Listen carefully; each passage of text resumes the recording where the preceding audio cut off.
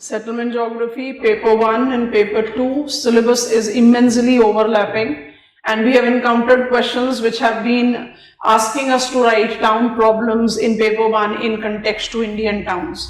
So that kind of overlap is quite strongly there, so we have decided to pick it up together, and it is very good for us to revise it, and I sincerely believe that even learning it together makes a lot of sense. Of course, we have surpassed that learning level. We are the revision cycle for our upcoming main. So it's advisable for you to take that overlap. And that overlap is what we are trying to chart out. Same purview here. Nature of questions have become much more specified. In place of being asked as town problems, we are being asked about waste management. We are being asked about air pollution. We are being asked about cities becoming hazard prone. Means you are encountering the questions which is asking you to take up the specifications of the town problem rather than general town problem. How to approach the swift revision and effective revision of settlement geography paper 1 and 2. You must begin your revision with theories. And this is where I say few of the laws and theories of human geography precisely have most prominent presence in settlement geography. कौन-कौन सी theories को pick up करना है? You have to take the reference of both settlement continuum and settlement hierarchy. दोनों को देखना है.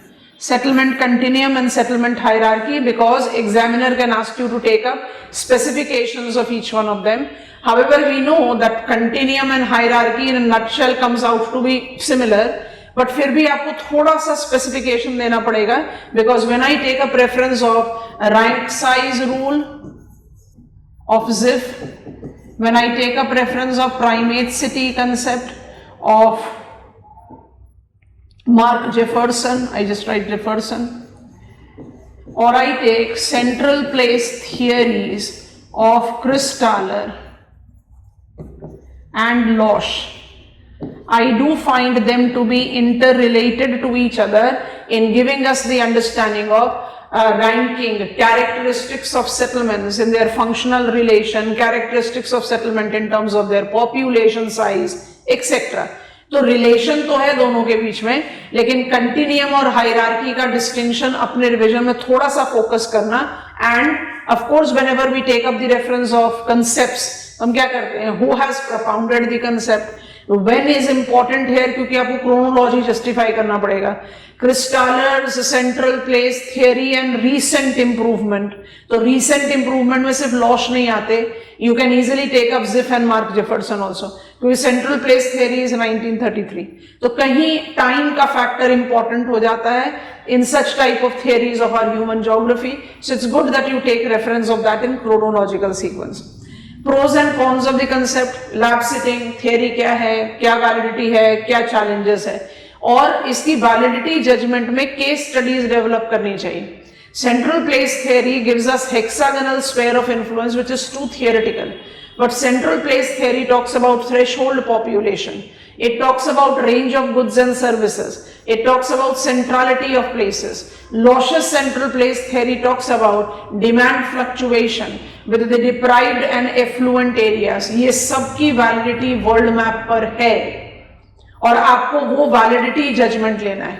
Rank size relation says Pn equals P1 by n.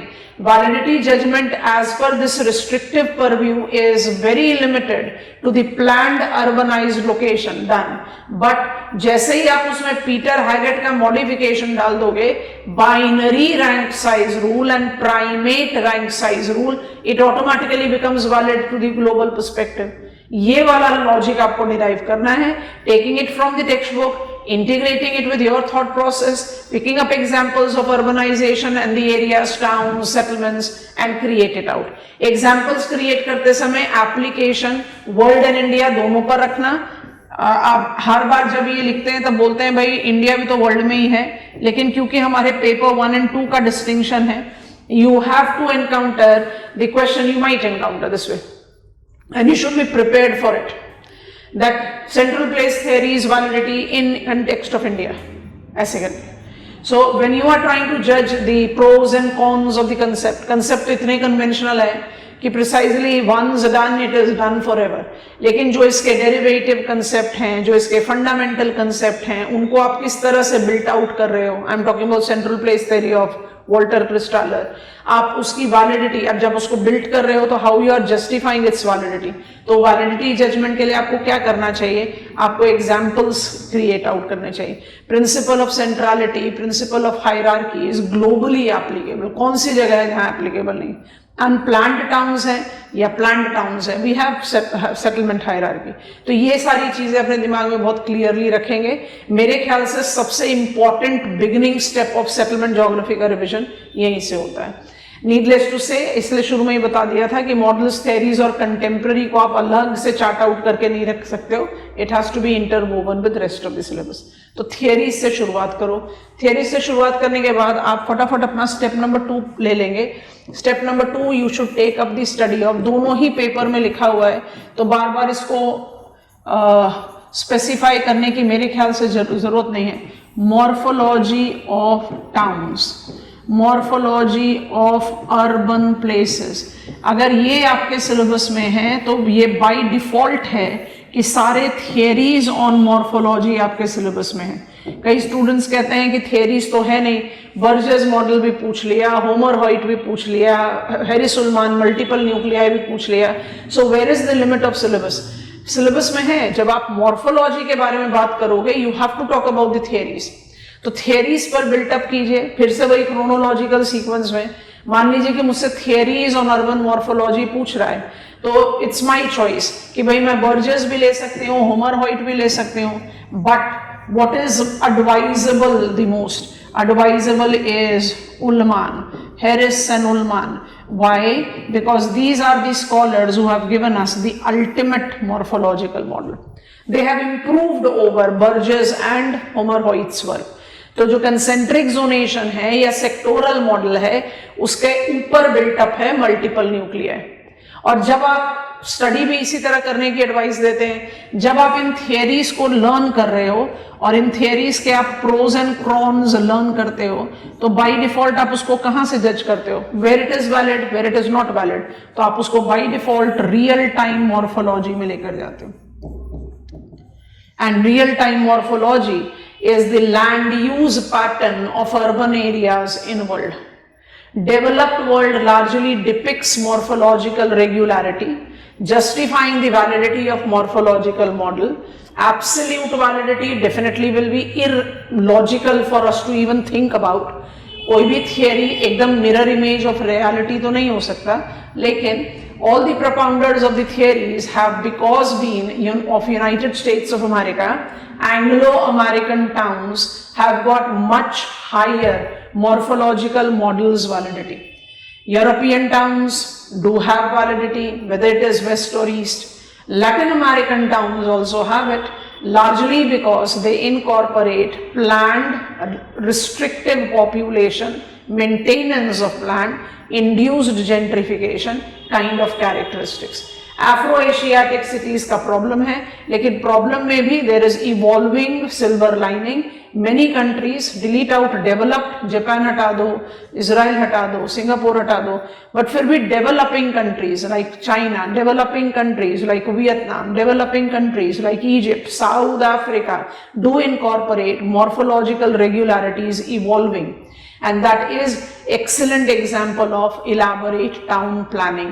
तो आपका जो कंटेंट बिल्ट होता है इन कन्वेंशनल टॉपिक्स में भी, उसमें भी कंटेम्प्रेरी एज का लाना जरूरी हो जाता है।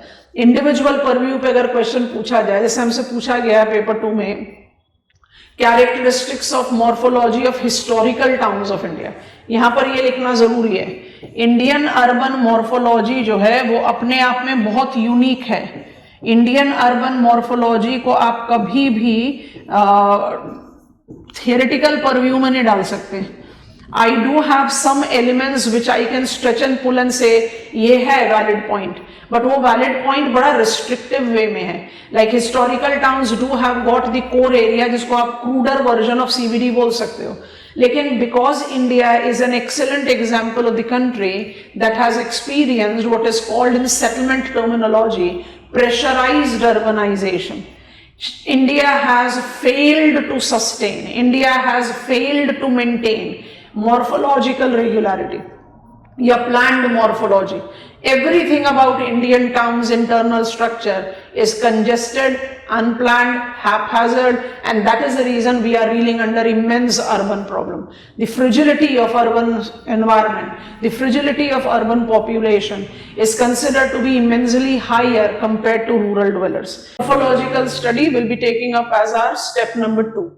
After dealing with morphological study, you are advised to take up functional classification, because that basically gives you a base to proceed towards urban sphere of influence. Functional classification of urban places is essentially into two categories, basic function and non-basic function. ये सबसे elementary classification है, इसको अपने दिमाग में हमेशा रखना है. Economic base of every town is combination of both basic and non-basic functions. दोनों को रखिए दिमाग में. साथ में क्या ऐड करेंगे? Classification given to us by different scholars. Examination में नेल्सन पूछ लिया है, एग्जामिनेशन में अशोक मित्रा पूछा हुआ है. Nelson is for world, Ashok Mitra is for India. पर ये क्लासिफिकेशन तभी अप्लाई कीजिए when you are being asked to.